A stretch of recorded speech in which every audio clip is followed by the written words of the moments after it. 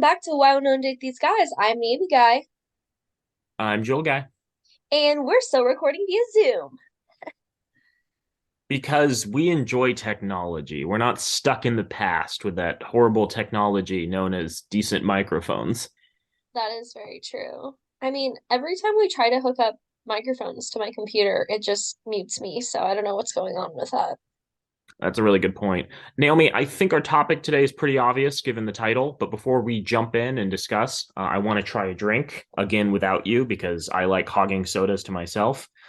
This is also from Mass Street Soda Shop in Kansas. It is a Lester's Fixins soda. That's the brand, and it is sweet corn.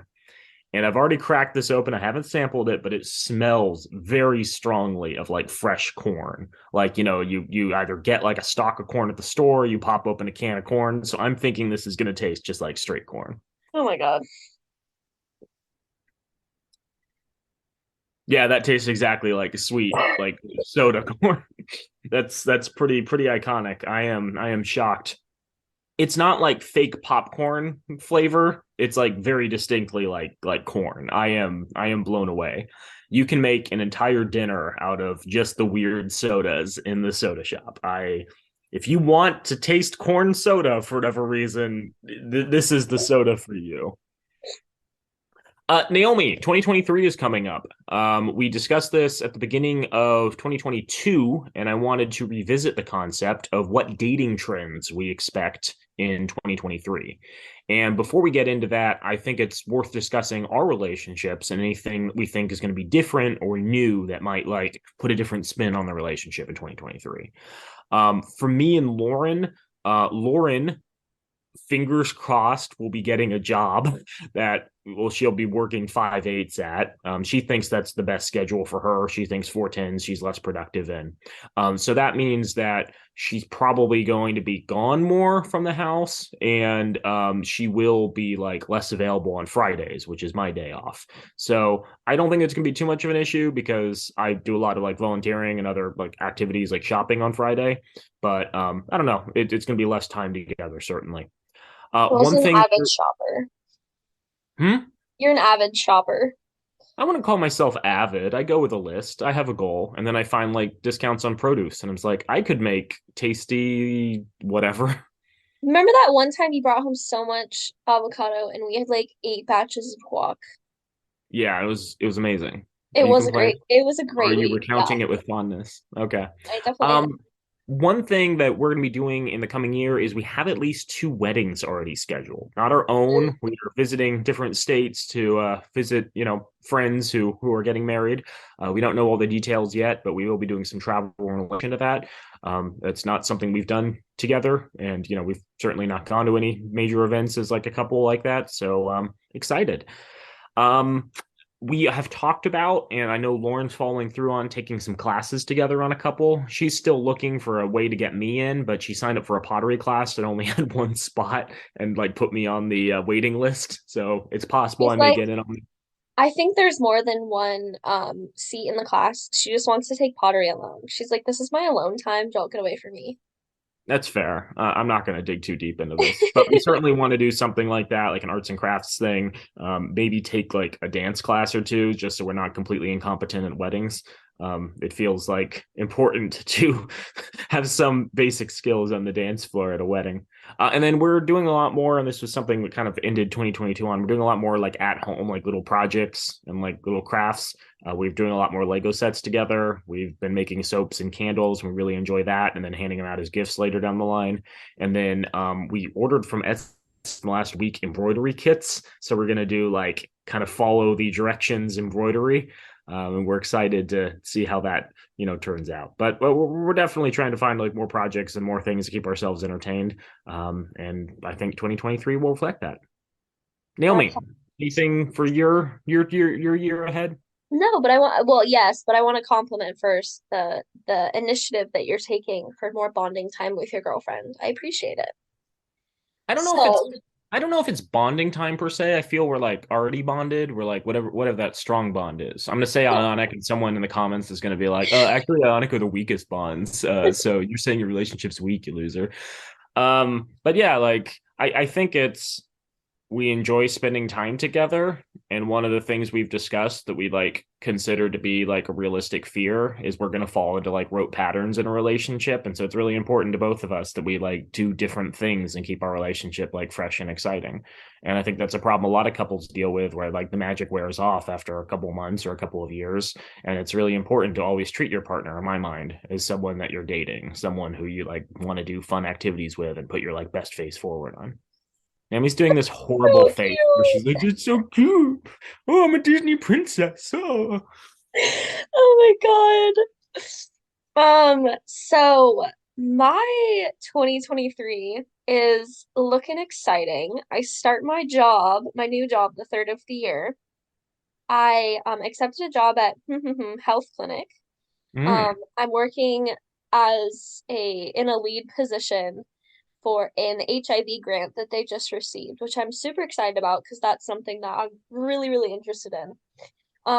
So I'm really excited for that. Obviously, that does impact my schedule because the vast majority of the time that I've been in a relationship with my partner, I've been like working from like doing school from home. So I've had a lot more like free schedule and I'm able to like make my own schedule. So if he's like, "Hey, I'm gonna go do this. Do you want to come with me?" I'm like, "Yeah, sure." And I can drop everything and then come back to it later. Um, Unlike if I was like on campus 6, 8 hours a day to study. So I obviously am going to be working a 9 to 5, like 3 days a week, 5 days a week. I do have the option though, that I will be, it's a hybrid position. So I'm going to be at home 2 days a week and in the office 3 days a week, which I really appreciate because it's going to give me like a little bit slightly easier of a transition than just going directly 5 days into the office. So I did apply to UCSD, like I mentioned, but I am trying still to decide whether or not that's actually going to happen for me this year. I might defer a year, just to give us a little bit more of a head start in Arizona before we do any moving. We're hoping to stay here for at least another year and, do some job like work our way up in our jobs before making a big move like that. Obviously, you don't want to be moving to a very expensive place in the US when you have only an entry level job. So, we're trying to figure all of that out. We decided I'm gonna get more into like fitness, whatever that may be this year. But then a couple months ago, I ran the idea of training for a marathon, not like actually training for a marathon to like actually do a marathon, but just to, get our levels of fitness up to that point. And Len was like, "You know what? If you're going to train for a marathon, I'll do it with you," kind of thing. So that's exciting. We're also going to be spending a little bit more time at the gun range because both of us enjoy shooting them gums. I said gums. I Um, heard that. I wasn't going to comment. and things of that sort. Also, Len got a very nice pasta maker for Christmas from his mother. And so he's planning on getting really, really into pasta making. He got this like Italian 3-part, it's like a special Italian uh flour that he's gonna be using. He's very excited about this. And he had to like get it shipped in because apparently it's like that special. So he's getting It's like a very higher protein content or something. yeah, and it's like easier to make or whatever. Anyways, so we're gonna get very into pasta making. We have continued our long-standing tradition of cooking together. We've kind of gotten off that just because we have just been so dead. Like social battery's been so dead because of the holidays and it's just been impacting our energy levels so much. So we have gotten like away from that, but we're getting back into that more and cooking more together, which I really appreciate. Um, we got into some new shows towards the end of this year, which I'm excited about to continue doing. And both of us have gotten more into reading towards the end of the year, so we're probably going to be like a book couple in 2023. We're just gonna sit down and read books together. And I feel like it's all our big planning. We've continued to paint together and things of that sort.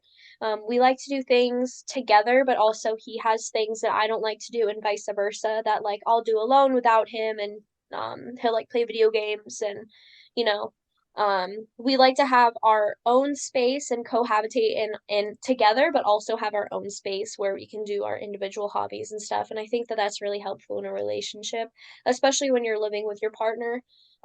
So that's how we keep things interesting and alive. Nice. Yep. Now, Naomi, there are a lot of people who aren't as lucky as us who do not currently have partners. Yes. These are individuals who ask the question, why will no one date this guy or gal or person who doesn't feel inclined to one gender or the other? Um, Be and inclusive. I Yes, I think it's important that we discuss what trends await them on the dating scene in 2023. And to set the stage, let's just briefly flash back to what the trends were in 2022. These are probably going to like carry over into 2023. But here are some of the things we discussed. So this is from an article in Mashable about Match.com Singles in America survey that was published in June of 2022 by Anna Iovine on Mashable. The article argues that there are a couple of different things that COVID brought about. The first one was the pandemic forced a lot of people to reevaluate our priorities. They said that this wasn't a new revelation. From coming out to breaking up, COVID's figurative or literal jolt to our systems made us rethink what we want in life. What was important to us 2, 3 years ago simply isn't anymore, said Cupid's Associate Director of Global Communications, Michael Kay. Considering all that we've been through over the last 2 years, even beyond the pandemic, like the threat to reproductive rights, we're less concerned about superficial qualities like looks and more concerned about values like where a date stands on climate change. During the brunt of the quarantine especially, many of us have the space to reflect upon who we are and what we want, perhaps for the first time in our lives. This caused daters to be more honest and more intentional when meeting new people. Before COVID, dating coach and eHarmony relationship expert Laurel House's clients had a laundry list of traits they wanted in a partner. Now people are homing in on what really matters to them. House calls this ship prioridating. She encourages her clients to go after a single priority with potential partners. This can be anything, but one House sees a lot as safety, whether physically, emotionally, or financially. This trend aligns with the data as well. 86% of singles want a partner of equal or higher income, according to Match's Singles in America survey. This is a jump from 70% who wanted the same back in 2019. So a lot of people feel that they've been like caught flat-footed by the pandemic. A lot of people's lives probably have been changed for the worse. So a lot of people are seeking stability of some kind. Shallow desires, meanwhile, are on the decline. More singles, 83%, want an emotionally mature partner rather than someone physically attractive, 78%, according to the same survey. Most daters are looking for someone who inspires them to be their best selves, someone that they are prone to date. It is less about superficial characteristics and more about those deeper, more meaningful traits. So yeah, that was something we discussed initially, this idea that more and more people are like honing in on what they want and the things that will actually make their life better, compared to, I want someone who's tall, who has a beard, who, can bench press a truck, things like that.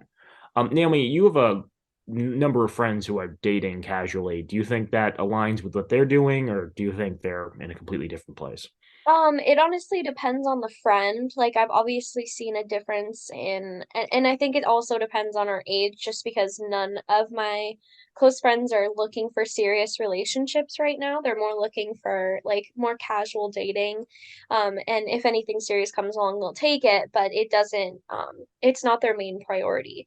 So I think it is a little bit different, but I would say that a lot of people are kind of more honing in on um the what they want exactly. So it's less about it's becoming less about superficial traits like you said and more about traits that they're actually looking for. But I would also say that that might be attributed to the fact that I've only known them as like 15, 16-year-old daters, and now that we're in our 20s, I like actually see the difference. You know what I mean? It's like That's when we were fair. 15, 16, it was like, I want a man that's 6'5", and now they're like, I just want a man that appreciates my existence. Aw, aw. Yeah, I don't know if that's heartwarming or depressing. The Yeah. other thing that we mentioned was that some people are leaning really deeply into this, while other people were just like, I've been cooped up. I want to have lots of sex and explore all sorts of different things. So there were like two different paths people were going down in dating. Some people will be like very committed to finding a partner and like long-term stability. Some people are just looking for like casual flings and like getting all the experiences they want. I'm going to guess that's probably going to decline in the coming year, both like as more and more people are like, hey, I've gotten all that out of my system, or they're like, oh, reproductive rights, yeah, that's something that should concern me. But I think it's still going to be there to some extent. Two other things that they mentioned were virtual dating, so like phone or video chats before you met in person. I'm pretty sure that's going to continue. That seems like a thing that a lot of women want for like protection or just like being able to weed out partners before you commit to spending money on them. And then finally, sober dating, which I thought was interesting. And the article says that given the rise in alcohol consumption during the pandemic, more people are now sober curious, a concept of limiting drinking but not going completely sober. This is in tandem with the rise, like in the United States and globally, of zero proof mocktails. So in 2022, daters are more mindful of their drinking. 74% of single daters restricted their alcohol use in the last year, according to eHarmony's 2022 Happiness Index, a survey of 3,000 adults over 21. A whopping 94% said they'd be interested in someone who doesn't drink at all. Um, my guess is this is both like, again, focusing on priorities and not wanting to like get drunk and have flings, but also alcohol's so expensive. Yeah. Like if people are cutting back, like going on just like a series of dates with different people and spending 30, 40, 50 bucks on cocktails and beer and Yeah. ciders and all that, yeah, that adds up pretty fast. And this is going to come up in 2023 with like budget conscious dating. A lot of people are kind of watching their wallets. They're not willing to spend a huge amount of money on a first date, and I think people's expectations are evolving as a result. I So think let's get that's into 2023. Oh, Oh, I was just gonna say, like, I've definitely noticed that. Like, I'll go out, like, we have a favorite couple of bars that we'll go to downtown Phoenix, like Len and I will, and we'll spend like 60 bucks on a couple of drinks, and we'll be like, what the fuck just happened to that 60 bucks? You know what I mean? Because you're not even like buzzed at that point. Like, you're just like kind of just chilling. Like, that was a fun couple drinks. But then we'll go and get June Shine, which is one of our favorite, like hard kombuchas from the store, and it's like 20 bucks for like eight kombucha cans, and we're very into these like hard kombuchas, and we're just like, well, why would we go out and like do that as often as we could if we could just like stay home and like stay warm and just drink kombucha at home for like literally a third of the price and actually like get a little bit drunker. So I think that I, it's that, but also I've noticed that a lot of my friends are looking more towards sober dating because they have their inhibitions are obviously lower when you're drinking, and it's yeah. also the fact that they just don't feel very safe reproductive wise if they are making those mistakes while drunk and not remembering it. Fair enough. So jumping to 2023, the trends that are anticipating looking forward. This is also an article from Mashable. I promise I didn't just go on Mashable and be like, what's new in dating? It's by Rachel Thompson, published in November of this year. Bumble reveals dating trends to expect in 2023. The reason I didn't use the official Bumble site was because I feel the way Rachel sets up each of these is funnier and more memorable than how Bumble presents it. But frankly, she's just kind of copy and pasted a lot of the press release from Bumble. So go check out Bumble's site if you want more information here. So she divides it into a couple of different categories of trends to expect. The first one she describes as New Year, New Me Men. In a survey of 14,300 Bumble users around the world, 74% of men say that they've looked inward and analyzed their own behavior more than ever and have a clearer understanding of toxic masculinity. The term toxic masculinity refers to a set of beliefs and behaviors, including hiding your emotions or distress, using violence or tough guy behavior as a way of showing power, and exhibiting an appearance of hardness. 52% of people on Bumble are actively trying to challenge the gender stereotype that men shouldn't show emotions out of fear of seeming weak. Over a third, 38% of people, now talk about emotions more openly with male friends, and half of men think that dismantling gender rules in relationships and dating will benefit them. I'm not completely convinced on this one. I No. feel if this is self-reported stuff, It's much easier to think of yourself as a better version than it is to like actually do the behaviors to make yourself a better version. I'm cautiously optimistic, but I also think women shouldn't let their guard down. And if you're like on a first date with someone and he starts talking about like his love for, I don't know, Andrew Tate, especially given the news about Andrew Tate that's come out in the last couple of days, you might want to like put your guards up and put the brakes on the date. That was exactly Yeah. what I was thinking because like if you because of the rise that we've seen in the Andrew Tate media and like all these people that are coming out of the woodwork that are like thinking not just thinking the same thing but like openly admitting that they think the same thing and like want to make this misogynistic society a thing again. Not saying that we're totally free of misogyny in our society, but you know what I mean. I think that there should definitely be a little bit more of a guard since that trend, especially with Andrew Tate, has become so popular so quickly. Yeah, I saw some speculation that a lot of people, both genders, are on TikTok, and TikTok has a lot of discussions about like toxic behaviors, and so it's easier to like recognize when you yourself are doing some of them. Yeah, But again, I don't know how much of that is like actually manifesting, and how much of it's like, oh, I'm now aware of this thing, and then the person continues to do this thing.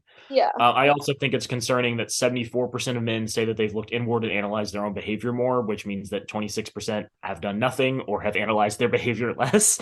And 26% of men do not have a clearer understanding of toxic masculinity. They may have a less clear understanding of toxic masculinity. I So, just feel this like goes both ways. I feel like the vast majority of the men that I have dated long term have like looked inward because I've taught them to look inward, which like it's not my job to teach them to look inward. So I think that these men may be saying that they're looking inward because they think they know what that means, but they actually don't. Mhm. Yeah. So the second trend is described as guard railing. It says setting boundaries essential in relationships of all kinds, whether you just started dating, you're at work, or pretty much any other situation involving interactions.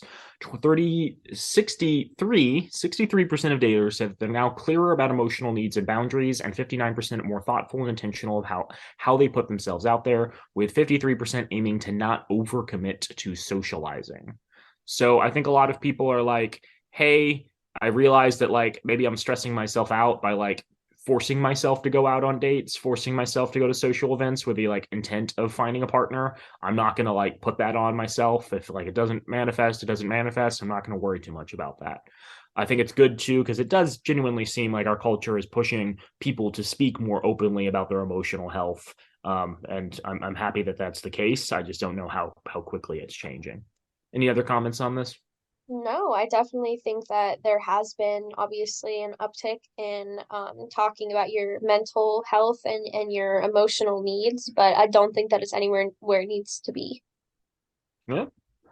Love life balance. A lot of people have been redefining what work and professionalism means to them in 2022. It makes sense, therefore, that people are also taking a closer look at the values they seek in romantic partners. Looking good on paper and prioritizing professional success isn't top of everyone's list these days.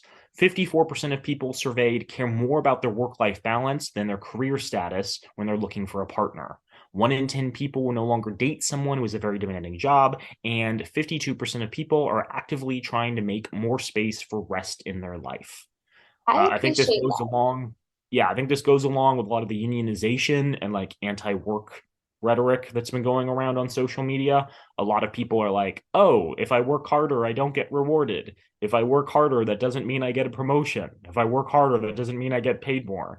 And so they're like, "Hey, I'm going to put in the bare minimum. I'm going to quiet quit, as the managers are saying. I'm going to do what my job requires me to do and no more, collect my paycheck, and they'll go do something fun on my weekend." I think that's definitely true, but I think it's also the fact that since 2020, I've talked extensively about this with different people in my life, and we've all just decided that a lot of people, because of the pandemic, have noticed that like rest is extremely important. And if you're not working from home, you need to find that work-life balance, even if you are going to the office 5 days a week.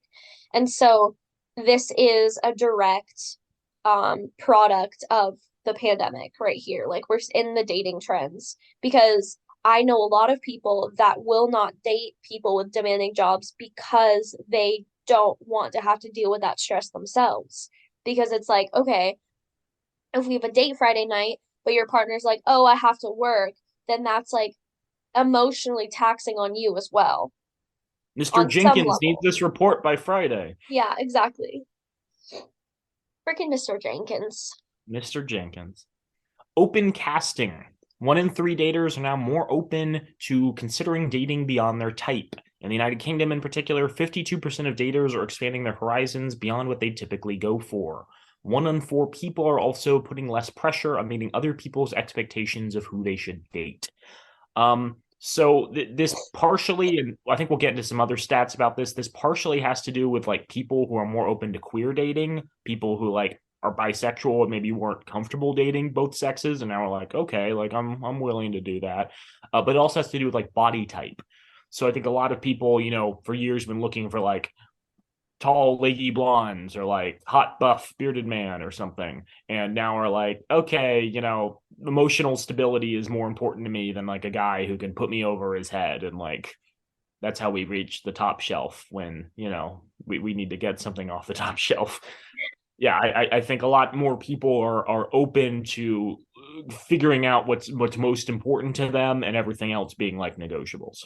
I think that as you get older and you're single, as you're older, you kind of just dismiss this like sense of like, this is what is for me if I find it attractive, and kind of go for people that you're more intellectually compatible with more than like sexually compatible with.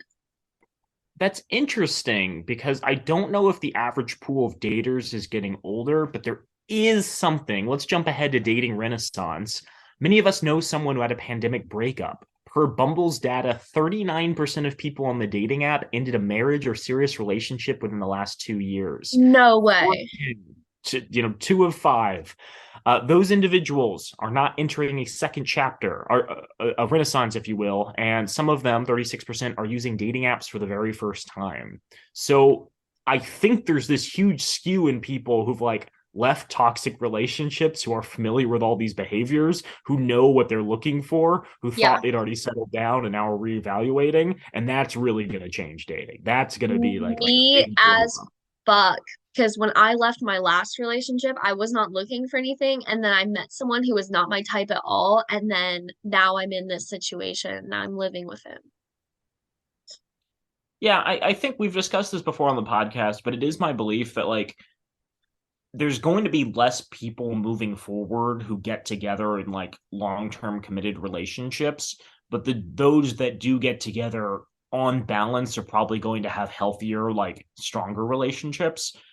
I don't know. I love to see some data, but that's my speculation based off the fact that like men and women seem to have very different values in the United States right now. I'm not saying it should be that way, but if you look at like voting patterns, if you look at like polling, that it seems to indicate that priorities and like key values are different across the sexes.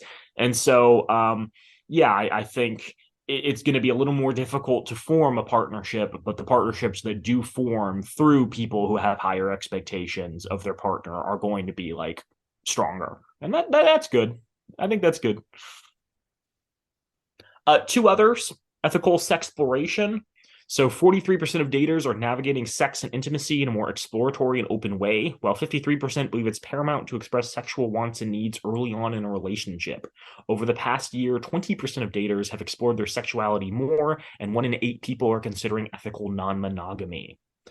I I love do how they think we put have ethical in there too.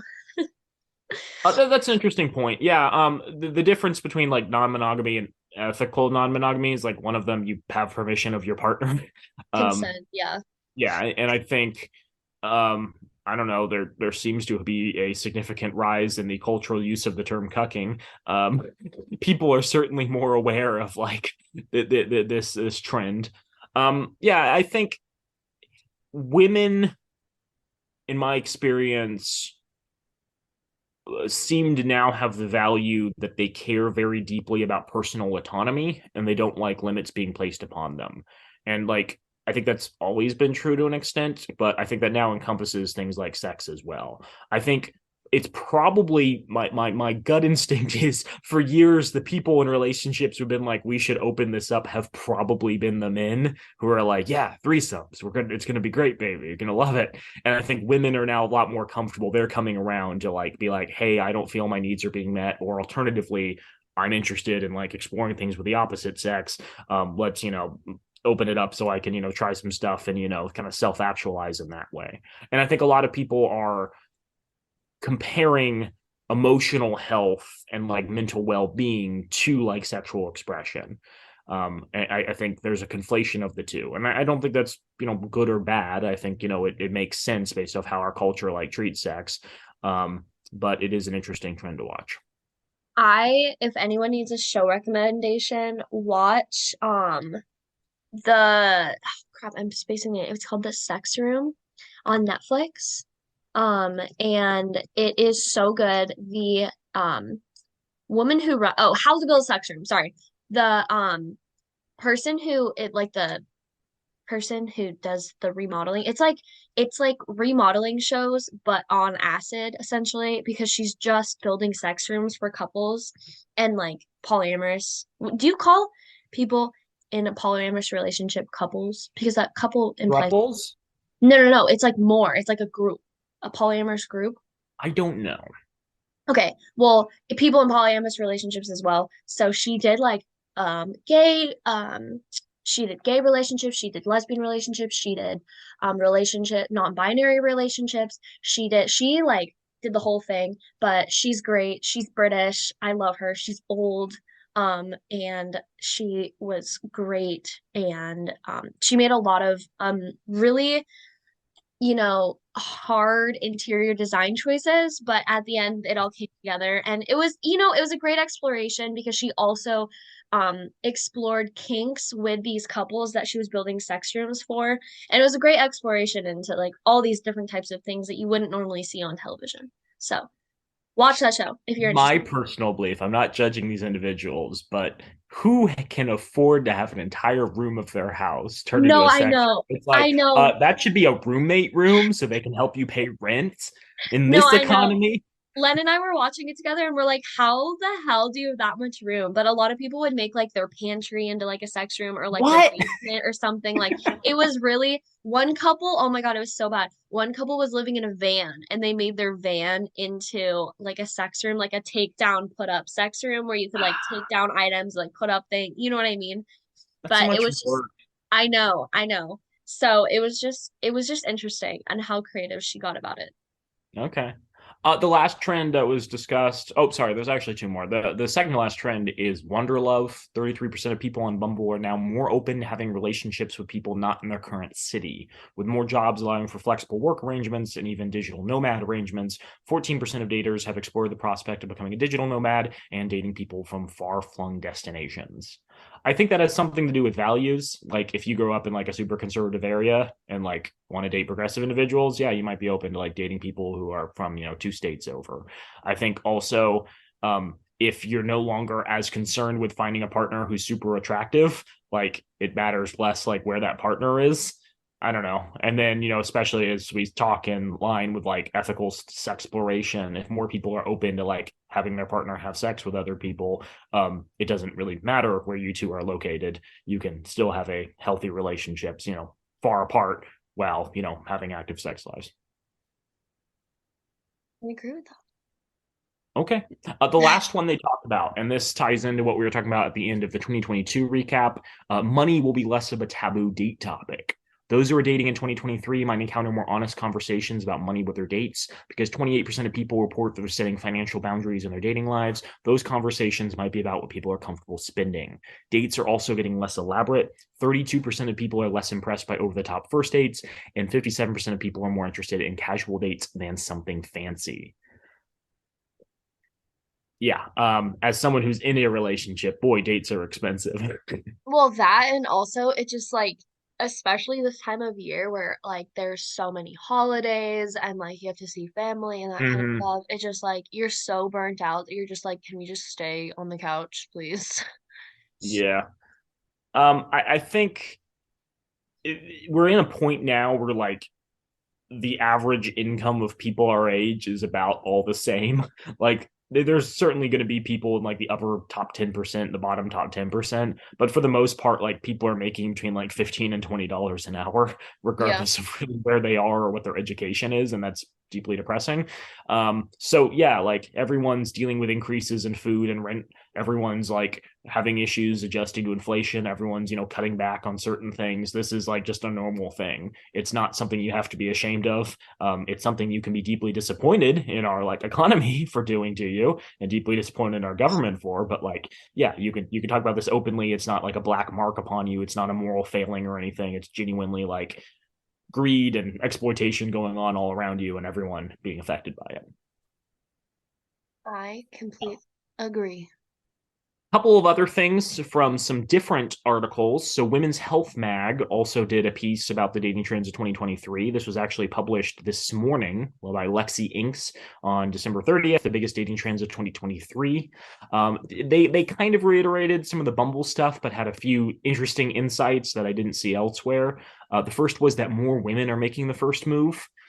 So the author says it seems only fitting that ladies around the globe are taking their power back, especially when it comes to dating. While apps like Bumble have been encouraging women to make the first move for a while, this year in particular has seen a major uptick in female identifying users exhibiting that behavior on other platforms as well. Because of the tangible benefits women are seeing when they shoot their shot first, the trend will likely continue into 2023.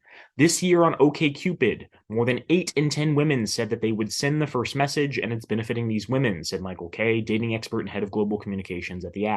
Women who said they tend to send the first message get 55% more likes and almost 60% more matches than those that don't, and conversations initiated by women last longer than those started by men. So go ahead and press send.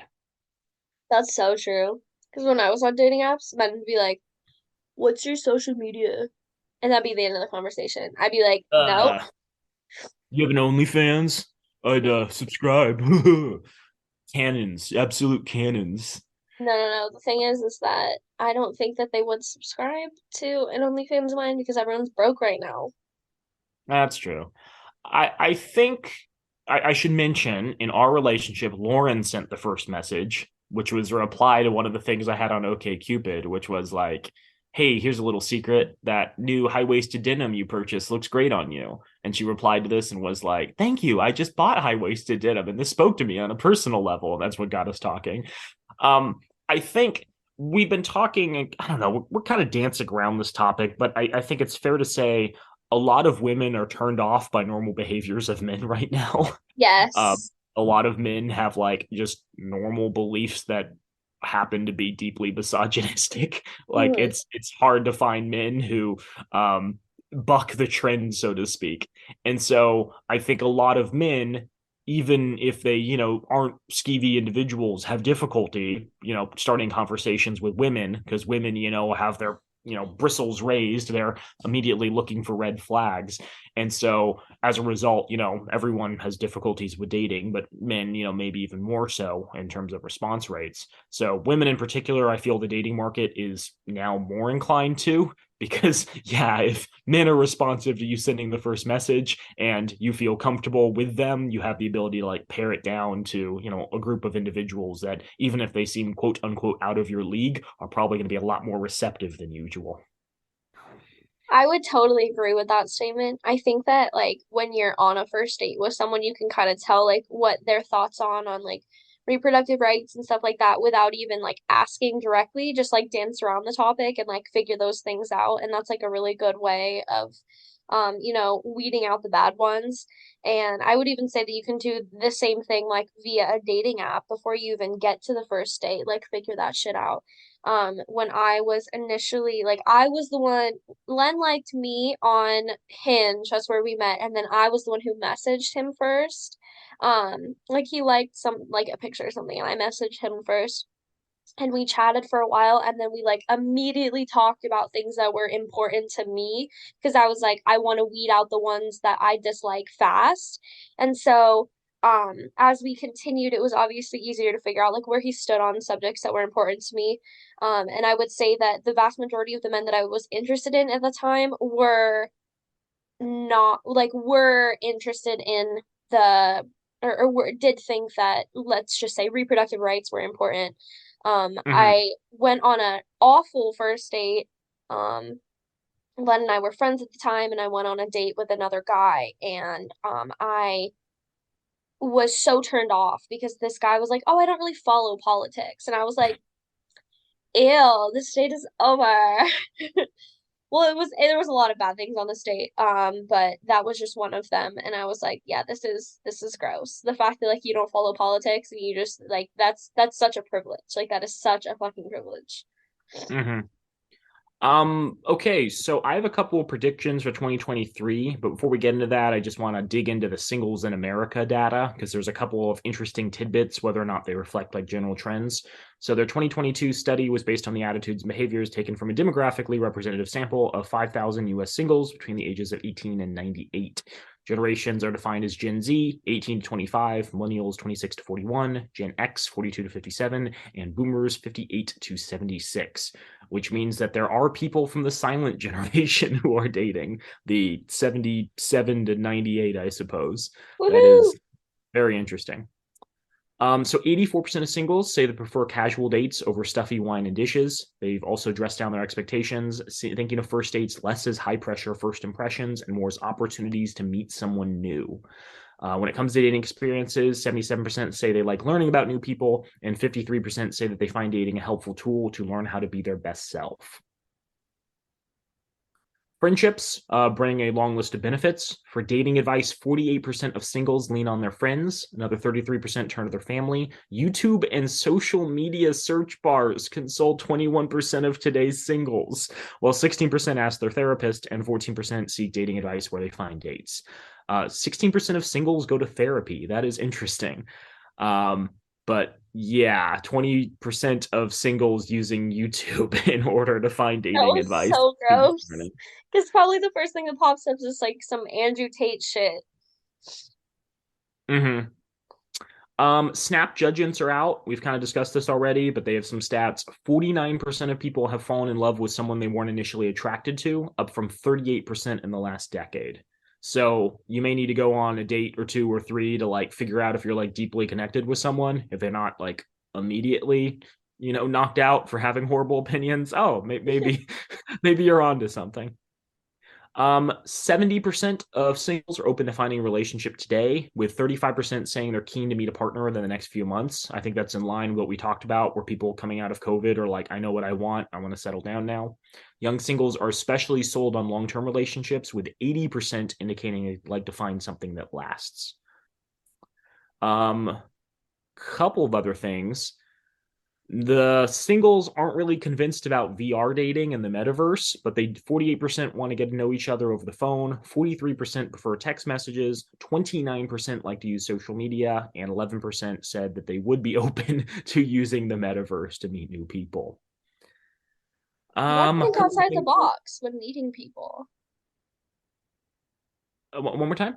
You all have to think outside the box when meeting new people. And Mm-hmm. maybe the metaverse is full of people that we have no idea that are just so interesting. Yeah.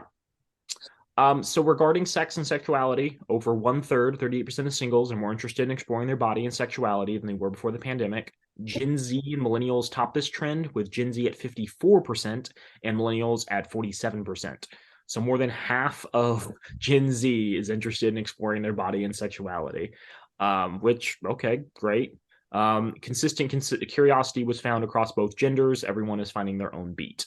38% of singles also say they felt more sexually empowered this year.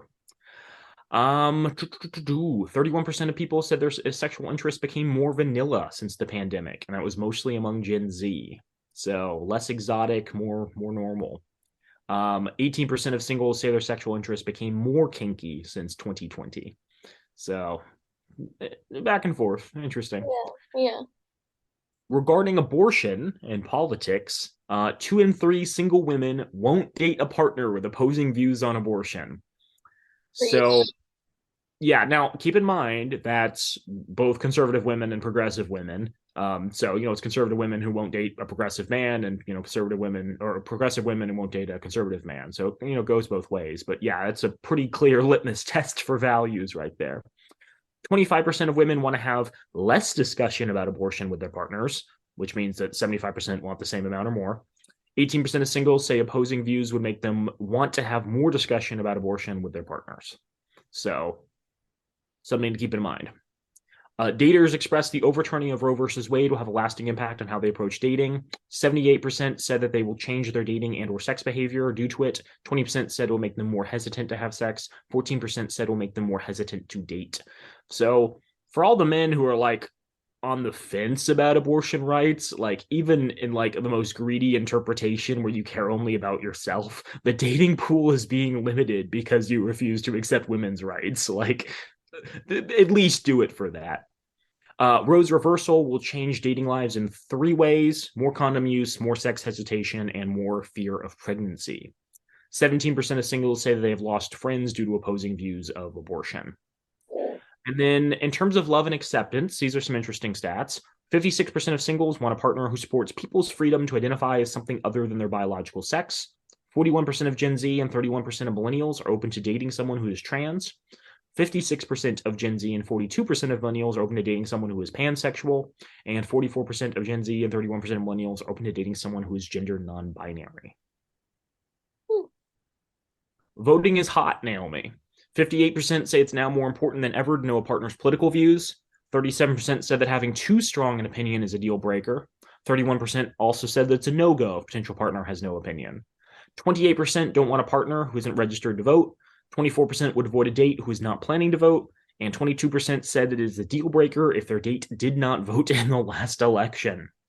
Yeah, that is such a deal breaker. If you don't vote, I don't want you. Now this is interesting. Opinions are split on whether or not your partner should be vaccinated. 40% definitely want their partner to be vaccinated, which was down from 47% in 2021. 36% said they don't care. Hmm. I'm not sure what to make of that. I don't know if it's like if they die, they die. I don't care if it's like I just don't believe in vaccines or I don't But think it's important. also, how many people in that were specifically just thinking about the COVID vaccine, and how many people were thinking about all vaccinations? Yeah, that's fair. One last thing regarding dating is that 84% of singles prefer a casual first date. Uh, the cost of dating has probably increased by about 40% over the last 10 years. 30% of people are now more open to doing free activities on a date. 29% are more open to going somewhere close to home. 26% are more open to eating a home cooked meal versus eating at a restaurant. 25% are more open to just meeting a date for coffee or drinks. And 24% are more open to going on dates at inexpensive restaurants. So yeah, don't worry about impressing people with, luxury and crazy first dates to make the best impression. Casual seems to be very, very in. So anything in there you want to dig deeper in, or can I give my predictions, the date these guys podcast predictions for the year? I would love to hear your predictions for the year. Okay, I've kind of ranked these, I think it's five in order from like least like no most likely to least likely. I don't know. You can certainly fight back on these. So we were talking about women wanting to discuss the issues that are important to them on first dates, but I also understand that it's like very awkward just randomly being like, I want to interrogate your political beliefs. Oh, I And I do think that. a lot It's of not women, awkward. yeah, no, I think you're pretty strong-willed, but I don't think a lot of women have the same desire to confront men like that on a first date. So my guess is that unionization is going to be a big talking point on dating apps and on first dates. People will use it as a litmus test for general political beliefs rather than more uncomfortable topic like abortion. So like if you have a coffee date, you may talk about like, what do you think about that whole Starbucks unionization effort? Is your workplace organized? Are you in a union? Things like that.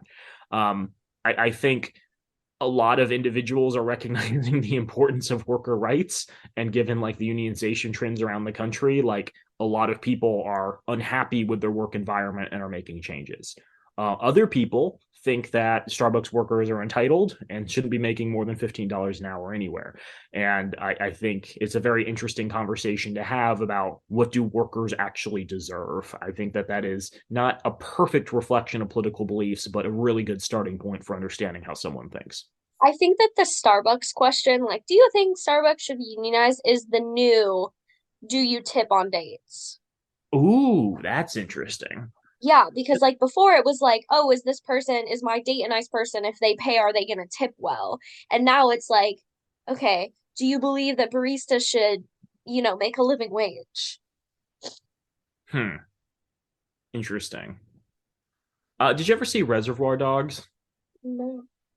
Okay, it's a Quentin Tarantino film about a group of, I don't know, mobsters, criminals who get together to rob a bank.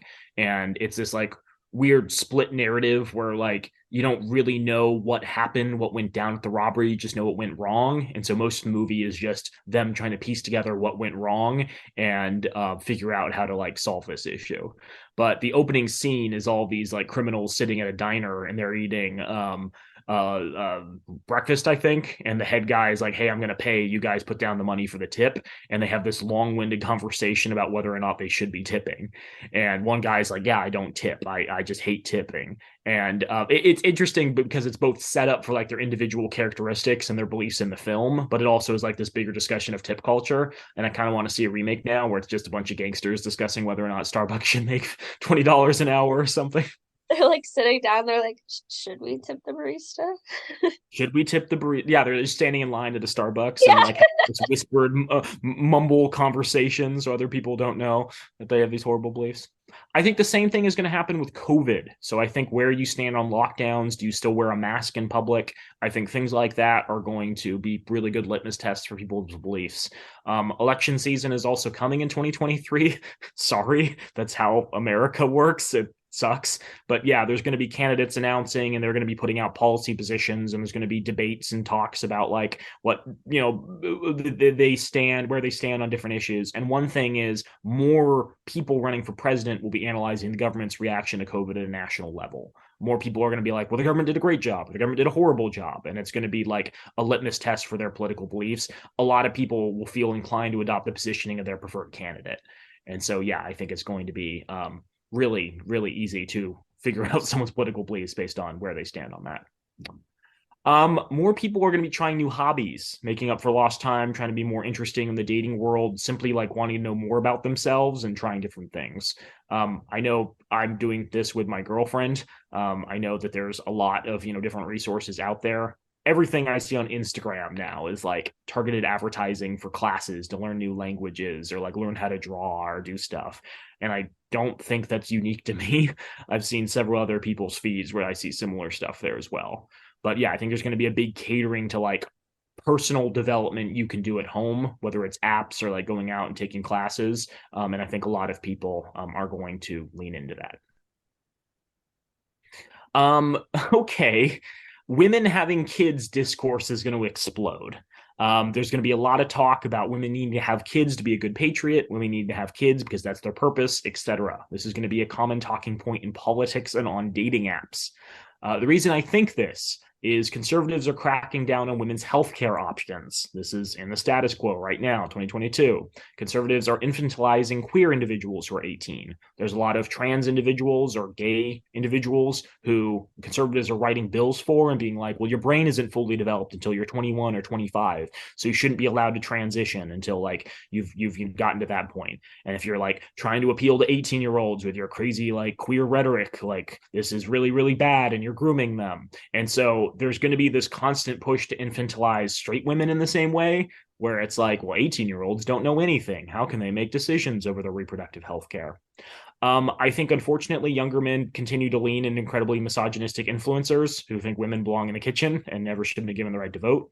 I think the conservative right is deeply concerned about immigration and doesn't want to create a world in which the United States needs to bring in more immigrants. Like we do, but they don't want to. So they're going to want more American, but also white babies as a result. So they're going to, get down on that.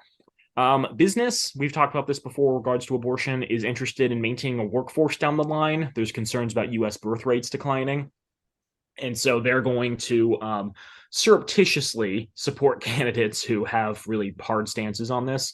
And then, most importantly, Elon Musk has made his opinions on having kids very clear. He believes men should have as many children as they can. And there's an unfortunate number of Elon Musk stands, both in politics or in like general media. I Did you think this hear that? also aligns. Sorry, Did one. you Go ahead. did you hear that Nick Cannon just had his 12th child this morning? Oh my God. Yeah. I think this also aligns with people being racist. I found an article from November of this year about UN demographics on Sky News. It was published November 15th, 2022. UN data reveals that the majority of population growth will be occurring in Southeast Asia and Central Africa. So India is going to surpass China in population for the first time in 2023. And so China might be pushing, greater population growth, but more than half of the projected increase in population up to 2050 will be concentrated in 8 countries: the Democratic Republic of the Congo, Egypt, Ethiopia, India, Nigeria, Pakistan, the Philippines, and Tanzania. Countries in sub-Saharan Africa are expected to contribute more than half of the increase anticipated in population through 2050. So I think there's going to be a lot of people when certain benchmarks are released being like, well, we don't want non-white individuals taking over the world now, do we? Unfortunately, I don't have a lot of optimism that racist beliefs will be beaten out of our general political climate. And so as a result, I think there's going to be a lot more rhetoric about women's responsibility needing to be to have as many children as possible. What do you think? I think that there's going to be a push towards women needing to have more children, I agree with you on that, but I think that there's going to be more of a push on policy for childcare and also like maternity leave. It's not going to go through, but there's going to be a push for it. That's a really good point. No, there's been some attempts at having like national maternity leave and national childcare laws passed before. I don't know where people currently stand on it. I do think there might be a greater chance of it passing, but I don't think it's going to be in 2023. No, No, that's a really good absolutely. insight. Uh, my last two are more speculative, but unfortunately seem more real by the day. The first one is going to be metaverse dating. Mark Zuckerberg has invested billions and billions of dollars into monetizing the metaverse, and investors are chomping at the bit as Facebook stock price drops, so they need to like present results. And the easy way is to tap into a growing trend, still not incredibly popular, but growing trend of virtual reality dating. So the New York Times had an article in August of this year talking about what dating was like in the metaverse. Apparently, it already exists. There just isn't like a giant company supporting it.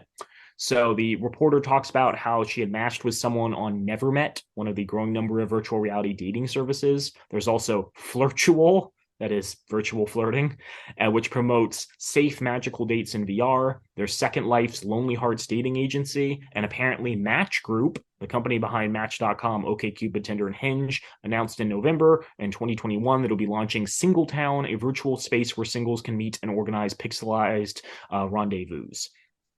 So you can do a lot of stuff in virtual dating. You can like look at landmarks around the world. You can stare at beautiful sunsets. You can roam around post-apocalyptic landscapes. You can play freeze tag. You can flirt in underwater layers surrounded by giant jellyfish. You could also just meet up at a bar. NeverMet launched on Valentine's Day of 2022, and its goal was simple: to completely reconfigure human nature. We intend to change the dating market, where physical attraction will become one of several factors rather than the primary way people connect, Cam Mullen, their CEO, told me over the phone. Dating now is too focused on looks, Mr. Mullen argued. With VR, humans can finally evolve behind the superficial and instead connect with each other on a deeper level. NeverMet's interface is similar to those of other dating apps like Tinder and Bumble, only instead of photos of a toothy laugh at a friend's wedding, users' profiles show their metaverse avatars. Instead of bios that say they're looking for an adventure buddy, they often include their VR chat and Discord usernames and a list of their favorite VR games. Many of our users live in small towns, the CEO said. Some travel for the military, some have social anxiety in the physical world, some are confined to assisted living. People can sometimes feel like their best self in their virtual forms. VR can also be a space for users to safely experiment with their sexual identity and or gender expression. According to Anthony Tan, the co-creator of Flirtual, the majority of the users between the ages of 18 and 30 and 50% identify as LGBTQ+. Before she transitioned, Ms. Karapetian said that she would sometimes go into a private VR world and switch to a female avatar for a while. She also met a number of friends in VR who are trans and helped her feel safe enough to move forward with her own transition. Before VR, as an environment was not very accepting, she said, what VR did for me was give me a group of people that made it okay to explore. I appreciate the VR dating in the sense that like it gives people a little bit more confidence, like people that wouldn't normally be confident in the society's date like statistical dating, like what people find attractive. So if you don't feel Uh-huh. confident in like real life, you can become more confident in the VR world, which I appreciate. I think it's not going to be very popular. Like you No. still need a VR headset. You still Yeah. need to like a time commitment to like put it on and ramble around your house, knocking things over as you go on a VR date. Yeah. Um, I think unfortunately VR dating will be associated with this concept where it's like if you use VR dating, there must be something wrong with you, Yeah. right? Something you don't feel comfortable expressing and like meeting in person or on a video chat. I think it's certainly interesting, but yeah, it's very much going to be a minority and like the majority of Like dating. you also have to think like that's what online dating was. Like at when if online dating first started in the early 2000s, everyone was like, "Oh, you're online dating, you met online." You know what I mean? So like maybe online dating will move into VR dating. We don't know. I did pull some stats on VR dating from Zippia.com, the information linked to a Statista.com piece about VR dating, but unfortunately that article was corrupted and I couldn't access any of the information. The general trends are the global VR market is projected to reach $26.9 billion by 2027.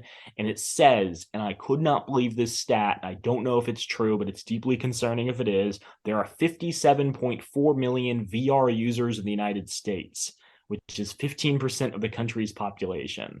And I'm like, there's no way that can be true. I didn't know this, but apparently you can make really good money by being like a VR prostitute or like a VR stripper. What? Yeah. That's so confusing to me. Yeah, because it's like you can go online and like even if you are a different gender, you can act like the another gender and like become a popular like prostitute or like a stripper or something. Hey, anyone looking for a side hustle? This Yeah, is your. yeah, I've heard that. Mhm. Okay, got one more prediction, and this is the worst of all, but it's probably going to happen, and that is Twitter's going to unveil a dating feature. Yeah, Um, yeah, I believe this that. aligns with Elon Musk's beliefs that like we need to be prosperous and fill the earth. He's also running Twitter into the ground. His fan base is super lonely and have trouble picking up women. Yeah. So a very easy thing in the hopes of rescuing a floundering company is what if Twitter had dating now? It would Well, have no that, ban tools because he fired the ban team, so you yeah, couldn't get kicked off the platform. It's that also appealing to him because he's the most divorced man who ever lived. that and the fact that Facebook already has like that thing going on and like social Mhm. media steals ideas from a different social media site. So I wouldn't be surprised if that happens.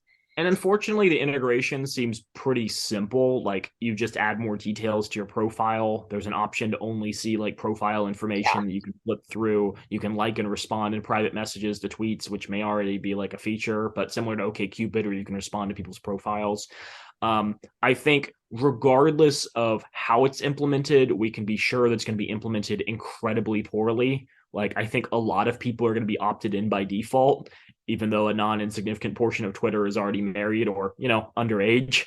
And then I think there's going to have issues like your location being enabled by default if you sign up. So I don't think it's going to be good, but I do think it's going to happen. Maybe not in 2023, but it's probably coming at some point.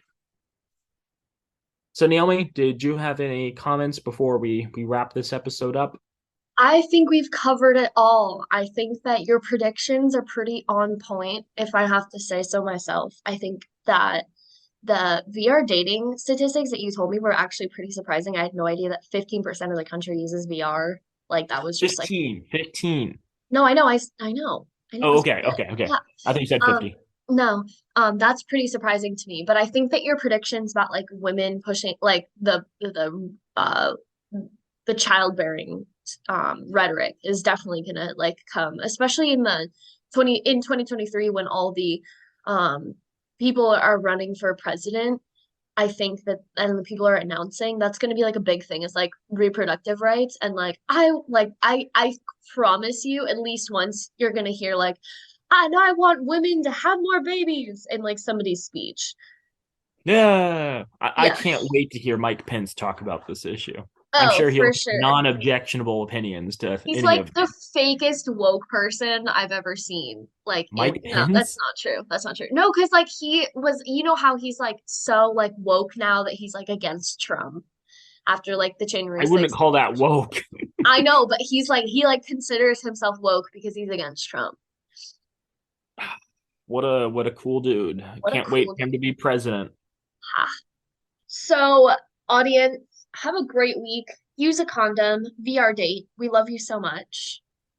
Joel? Smell you later.